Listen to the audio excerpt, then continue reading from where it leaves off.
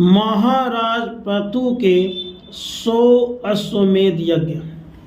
श्री मैत्रेय जी कहते हैं, विदुर जी, महाराज मनु के ब्रह्मावत क्षेत्र में जहाँ सरस्वती नदी पूर्वमुखी होकर बहती है, राजा पृथु ने 100 अश्वमेध यज्ञों की दीक्षा ली।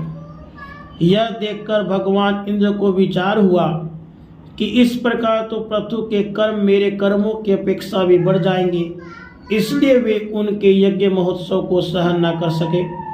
महाराज पृथु के यज्ञ में सबके अंतरात्मा सब लोग पूज्य जगदीश्वर भगवान श्रीहरि ने यज्ञेश्वर रूप से साक्षात दर्शन दिया था।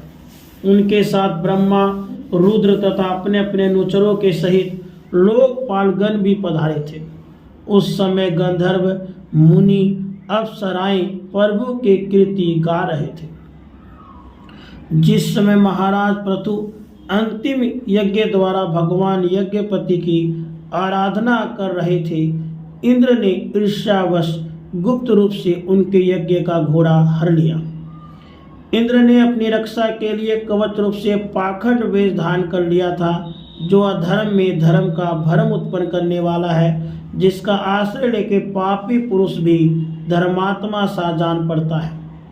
इस वेश में वे घोड़े को लिए बड़ी शीघ्रता से आकाश मार्ग से जा रहे थे कि उन पर भगवान अत्रि की दृष्टि पड़ गई। उनके कहने से महाराज पृथु का महारथी पुत्र इंद्र को मारने के लिए उनके पीछे दौड़ा और बड़े क्रोध से बोला, अरे खड़ा रह, खड़ा रह। इंद्र सिर पर जटाजूट और शरीर में भस्म धारण किए हुए थे।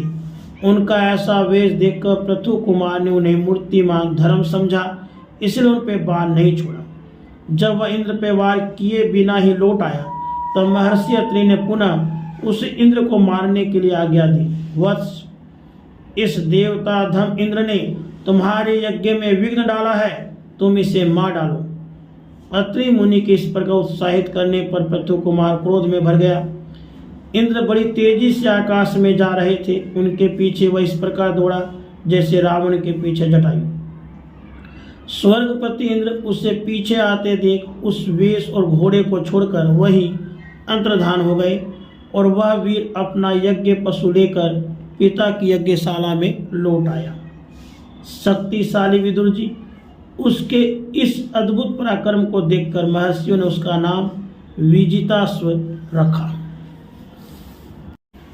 राधे कृष्ण।